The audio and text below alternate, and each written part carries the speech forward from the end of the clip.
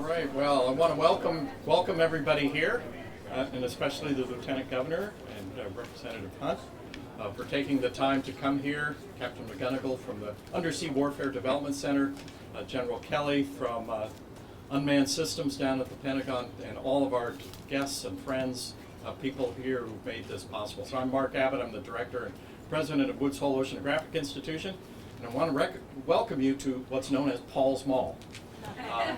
Paul Fye was a director of Woods Hole Oceanographic, and one of the things he said in the sort of late 1950s and 1960s was that oceanography as a field needed to leave its sort of comfort garden, its retreat that we had built for ourselves as sort of a purely academic institution, and engage with the world. And at that time it was primarily with the U.S. Navy in helping this country counter the Soviet threat with submarines and undersea warfare.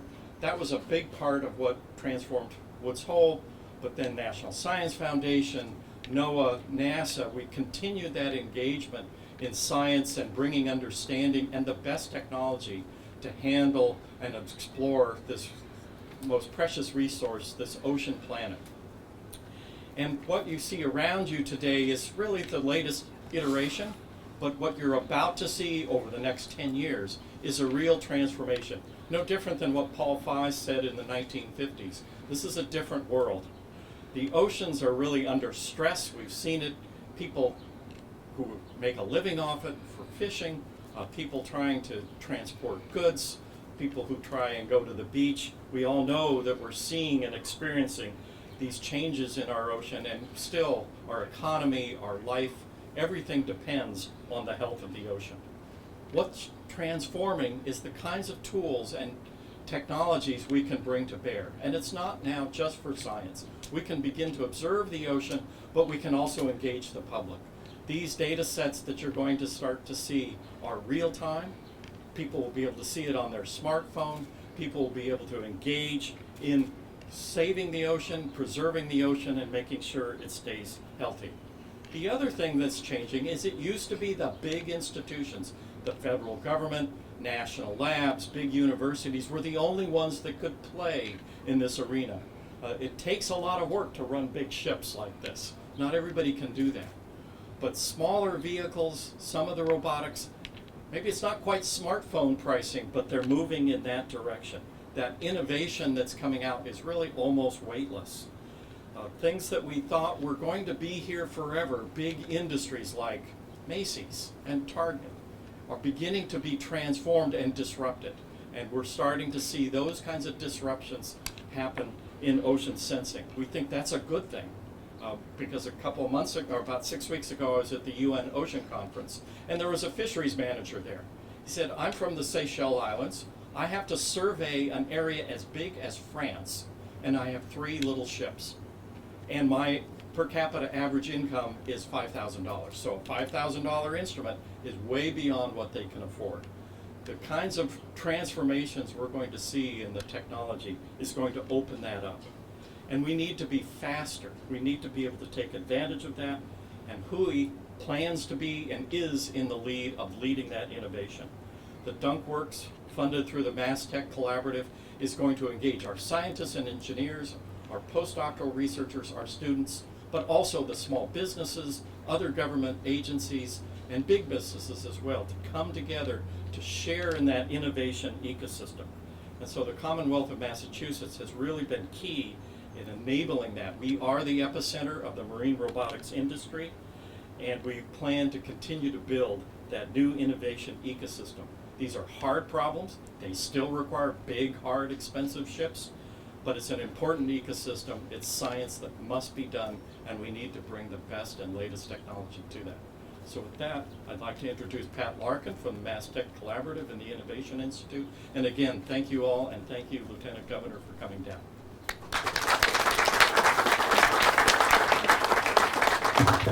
Thank you, Mark. God, what an honor it is to be here to introduce the Lieutenant Governor. I don't know if anyone has done the tour yet, or I guess this happens afterwards to the DunkWorks facilities, but I felt for a moment like I was there in South Boston in one of the innovation centers. It really is an exciting place. On behalf of our CEO at Mass Tech, Tim Conley, my colleagues from state government, we have representatives here from the Mass Office of Business Development, from the Department of Housing and Economic Development, and from the state legislature. I just want to say what an honor it is for me today to provide this introduction for you, Lieutenant Governor. You know, on behalf of the Commonwealth, Mass Tech has been making strategic investments in our research institutions in this state for about 12 years. Research institutions like WHOI truly are the cornerstone of our competitive advantage in this state. When you compare us to any other state in the nation and around the globe, Massachusetts is second to none. They play a critical role in supporting the growth of our industry clusters in this state, which is vital to the future of our economy. As a public instrumentality, we were honored last year to make the announcement, today we're here for the ribbon cutting, of the Center for Marine Robotics. I can tell you, we worked closely with the Karyn Polito administration on this endeavor. In this era of austere budgets, I can assure you that this went through a rigorous lens, and it was really the support of the Lieutenant Governor and the Governor himself who said, no, we've got to do this one. So for that, we're grateful. In addition to our support for WHOI, we've made strategic investments in a number of other key sectors in this state, in data and cybersecurity at UMass Amherst, in cyber physical health systems at WPI in Worcester, and many others. These investments really do support our world-class institutions that lead us at the cutting edge, and they would not be possible with our support from the corner office. So now I'm honored to introduce our Lieutenant Governor, Karyn Polito. Karyn was inaugurated on January 8th, 2015, as the 72nd Lieutenant Governor of the Commonwealth. She started her involvement in government at the local level. She began her career serving as a member of the Shrewsbury Board of Selectmen, then the Lottery Commission. She was elected state representative in 2001, where she served 5 terms, representing her hometown of Shrewsbury, where I have a brother and a son who live there, and actually our home headquarters in Westboro. The Lieutenant Governor has worked extremely hard to promote jobs and economic development, including serving as co-chair of the Massachusetts STEM Council. On the council, she has focused on ways that we can all explore to get more people involved in science and engineering skills to feed our innovation economy. Prior to becoming Lieutenant Governor, she served as the Robert H. Goddard Council on Science and Technology and Engineering and Mathematics and Education Council. And in that capacity, she ran the annual Women's in Science Conference in Worcester. More importantly for us today, the Lieutenant Governor serves as the chairperson of the Seaport Economic Council in Massachusetts, where they make strategic investments, infrastructure investments, in a broad number of projects to grow the blue economy amongst the 78 communities that are within that council's jurisdiction. And the Lieutenant Governor herself created and supports the creation of an innovation category for the Science and Economic Council, whereby we can make strategic investments to grow marine robotics and other sectors in the state.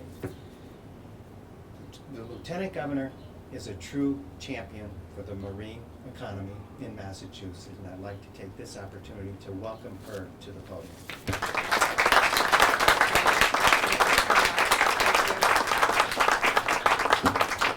Good morning.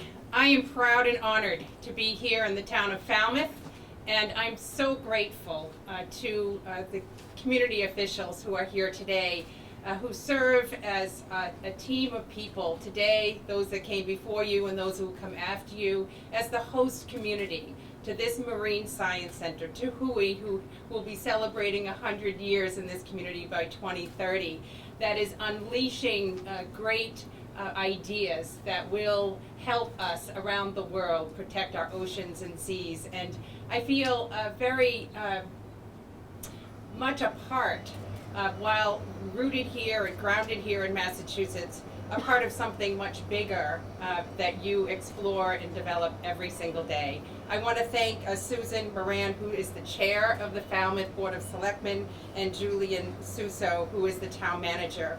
I know that they are also equally as grateful to be able to partner here with all of the team at Hui and appreciate the economic development that comes along with your presence here. Appreciate the men and the women who come to work here at this fine institution, who perhaps are living in this community or nearby to raise their family and experience the incredible quality of life that we offer in this region and in this Commonwealth of Massachusetts. I also want to thank my colleagues in government. Obviously, Patrick Larkin has done a terrific job at Mass Tech Collaborative, and there are a number of people from his team here today who represent what the future holds for Massachusetts, and also is a steward of developing industries, emerging industries, ideas that are originating here in Massachusetts, so that we can not only fuel the economies here in Massachusetts, but around the world. My partners in the House of Representatives, who've been quite busy in following through with the budget and other legislative matters, Representative Randy Hunt, who is here today, a native of the Cape region, and is really very supportive of the funding that's needed for programs and projects like this. To Toby Stapleton, I know you are here, and thank you for your tireless efforts at UMass Dartmouth and the Marine Center, where you are catalyzing and providing incubator space for a lot of the startups, for a lot of the people who have ideas that need a less expensive place to develop them. And you're helping to work with UMass Dartmouth in creating a talented workforce, from technicians all the way to those that have higher degrees, to really fuel this economy. I thank you and the new president of UMass Dartmouth, Robert Johnson, for your efforts and your support, and most importantly, your recognition of the value of these emerging industries here in Massachusetts. I see Maria Moresco also here. She's from our Mass Office of Business Development, and I want to thank the talent that you have here at Hui. I want to thank Dr. Abbott. I want to thank Dr. Bellingham, who are true believers in what you're doing here, extremely passionate about your commitment to these industries, and your willingness to always challenge the status quo and to do things better. And I want to thank you also for assuming this stewardship responsibility, because you are really incubating here and discovering and working on matters that of national defense and importance, and in matters of protecting our natural resources, and in matters of creating more jobs and opportunities in exciting and important industries and careers. The originator of the word DunkWorks, congratulations. This is the day it makes it official. I can't imagine what it was like to be around the table thinking about what to name this innovation lab, but good for you. You arrived at the right place. And I know there's one person in the room that I think designed the sign that's also very creative and very fitting. I just want to put in perspective what's happening in our Commonwealth of Massachusetts. When the governor and I came into office in 2015, toward the end of that year, something pivotal happened, and that was when GE decided to make Massachusetts their headquarters, moving from Connecticut after 40 years there, and could choose any place that they wanted to go. And they decided to settle in the Seaport district of Boston to create their new headquarters and to sort of launch the new chapter in the GE story. And the reason why they came to Boston and came to Massachusetts, according to Jeff Immelt, was basically, I think the story went something like this. in his headquarters in Connecticut, and he was looking out his window. And when he looked out his window, he saw a lot of green grass and trees, beautiful landscape, and deer. And he said, that's not what I want to see. What I want to see are people. I want to see the disruption. I want to feel the anxiety that comes with having to compete and be part of the next big thing.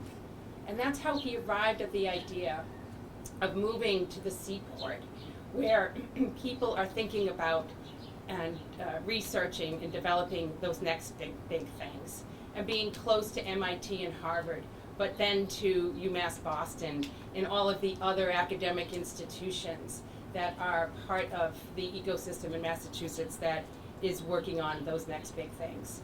And it's exactly what is happening here in Falmouth, where Hui is the anchor that is attracting people with these ideas, the thinkers of those next big things that want to be here because it's exciting, because it's disruptive, because you're challenging the status quo and being part of the future and what it holds.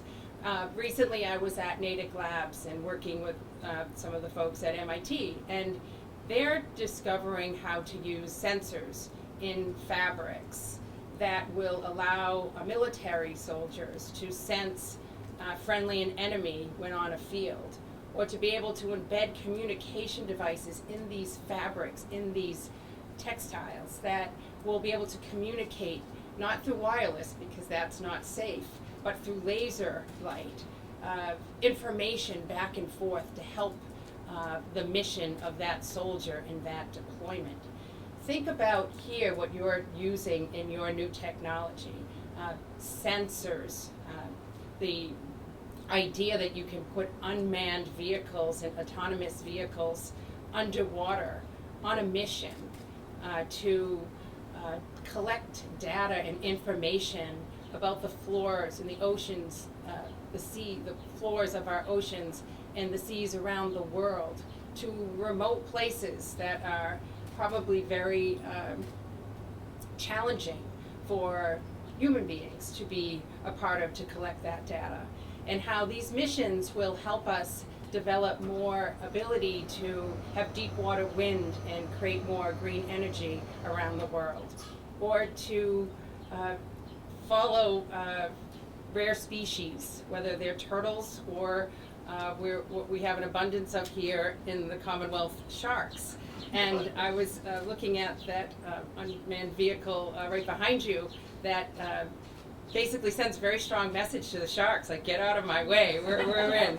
But they're embedding with sea life and really understanding and learning things that we have not been able to learn enough about in our history so far. So when you think about Massachusetts and the ground fishing industry, that was the very first industry in America here in Massachusetts over 400 years ago. And compare that to the textile industry that was so important here from Lawrence to New Bedford, and how we're developing sensors in materials, and we're developing sensors in unmanned underwater vehicles, all happening here in Massachusetts. So from robotics to photonics to digital health to cybersecurity, this is the ecosystem that exists in Massachusetts. And as we come to this moment here in this room, we are part of an historic moment when we opened the doors of DunkWorks to invite people from around the world to research and develop and discover and learn and test and try again. The tedious tasks of these scientists to research, testing and probing and developing is all happening right here. We are investing in these emerging industries because these are the jobs of our future. And yes, technology is disruptive and it's changing the workplace, and it's requiring us to reprogram our public education system and embedding more STEM into the curriculum and engaging more young people, men and women and people of color, to think about fields in science, technology, engineering, and math, so that we have a pipeline of talent that will fuel these emerging industries is very real here in our state. And that's why the $5 million that we've invested here in the infrastructure in DunkWorks is critical, and will help you use those machines and continue to discover. And it's why the things that you can't assume will always be there, like the dock out front, where we put another $500,000 in to secure that dock for other vessels to come here to be able to enjoy what you have, is really important. And finally, I do have an opportunity to serve as the chair of both our Commonwealth's Community Compact. My mission as part of this administration is to sort of embed best practices, innovation, modern ways of delivering services into our community's infrastructure. And that's why I started our talk today with recognizing these local officials. And their counterparts across our state are thinking about new and better ways of driving service at the municipal level. And why is that important? Because the people who come here to Hui, and not only are part of this research center, but are part of our community. And we want their experience to be real in terms of being able to find good schools to send their children, to live in a safe and healthy community, and to obviously be part of the careers that are emanating from our emerging industries here in Massachusetts. And I do have the opportunity to also, as part of my community work, chair the Seaport Economic Council.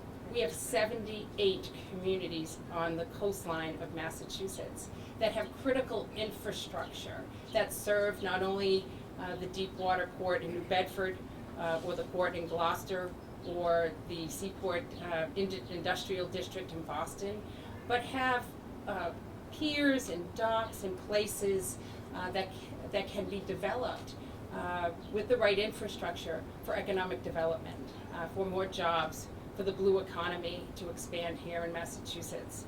So these investments in physical infrastructure are critically important to our economy in Massachusetts, in every community in our Commonwealth. And finally, I just close with a collective sense of responsibility that I believe we all share here today as being stewards of the future of not only the Commonwealth and our country, but of the world, when you're exploring places in our deep oceans that connect us all together. Wishing you much success, much happiness in your work, and I challenge you every day to rise to the occasion of your new discoveries. Thank you.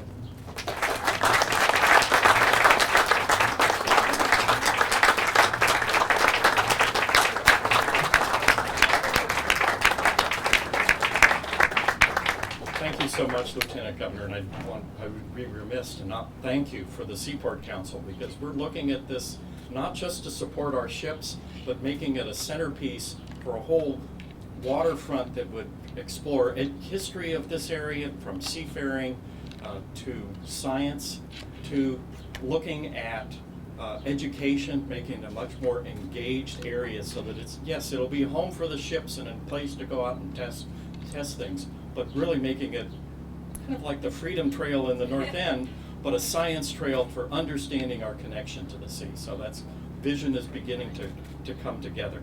I'd also, before I introduce Jim Bellingham, want to thank our media team led by Lonnie Lipson, who did a lot of work here. Rob Benier, our VP for Marine Operations, helped make sure all the equipment got here and it's safe and sound. And also Dave DeRocher and his team of people who could put up tents and drive forklifts and move things. They did a lot of work. But it gives me great pleasure to introduce a West Coast refugee, but coming home back to New England. My family was gone for 100 years. He was only gone for, what, 17? Yeah. But Jim Bellingham.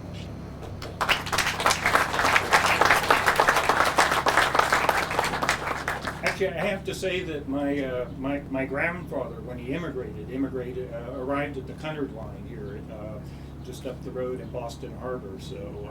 So I remember when he was still alive, he used to like to go on that Boston Harbor tour and point out where he first stepped foot in America. There were a number of names here that I just want to make sure get recognition at the front. You mentioned the name DunkWorks. That name just happened. Is Bob around here? Where's Bob McKay? Bob is probably building something in the shop. So Bob McCabe said, you know, I've just got a placeholder name for the moment until we sort of figure out what the real name is. We'll just call it DunkWorks. And we said, that's it. That's the name. We don't have to think very hard. And then the logo. Well, Leslie Ann, who's the project manager for the Mass Tech Collaborative, she ran a online, one of these crowdsourcing efforts. And not all of the options were as good, but this one definitely rose to the top. So it was one of Leslie Ann's many contributions to making this all happen. It's a team effort, as I think has been said many times, and we are fortunate to have a committed and excited team here, and a group of partners in the area who are committed to the same goals of building a marine industry here in Massachusetts. I like to tell folks that if people put a robot in the ocean on the far side of the world, in the Indian Ocean, the odds are that robot was built, like 90% odds are, that robot was built within 100 miles of where we're sitting. Because we're in ground zero for marine robotics. This is the area where the educational institutions that are training the folks to build these vehicles, these are where the engineers are taking them to sea and going to the remote regions, the Arctic, the Antarctic, and operating them. And while today there's really not a lot of these systems out there, a few thousand robots really total, in the future that's going to change, because this is the century of the ocean. As we deplete terrestrial resources, humans will turn to the oceans for food, for energy. It's where we'll put our wind farms.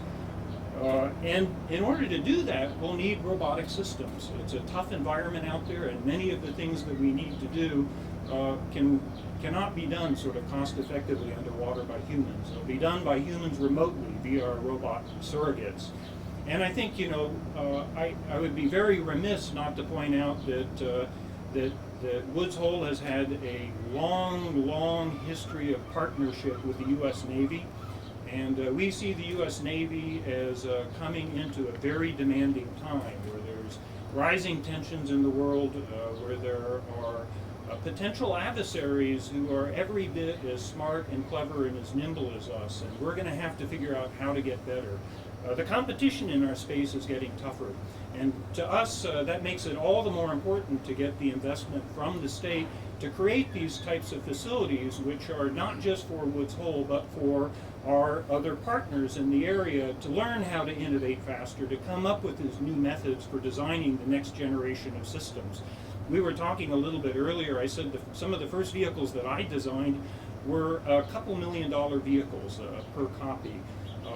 Some of the folks here are from companies that are now producing vehicles which are $15,000 a copy. And at that rate, you begin to be able to run swarms of platforms. You begin to really change how people think of working in the ocean environment and sensing it. It's an exciting time. This field is in its infancy, but we are on the ground floor, so to speak. And with the support of the state, I think we have a very bright future. I do want to make one final presentation here.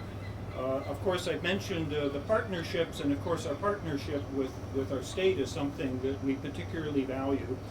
I will mention that one of my first telephone calls when I got to Woods Hole, as a matter of fact, I wasn't officially an employee yet.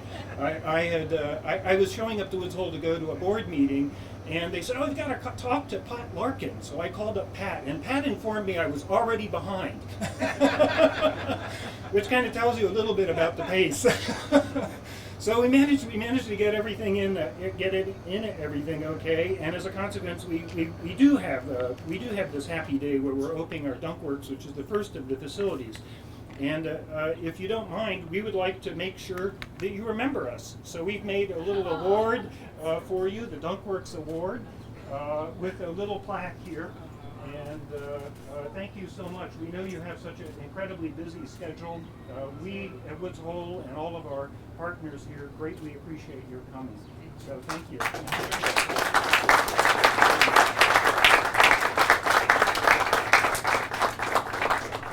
And now Leslie Ann gave me strict instructions. I am to end this with with a set of just a little bit of scheduling information.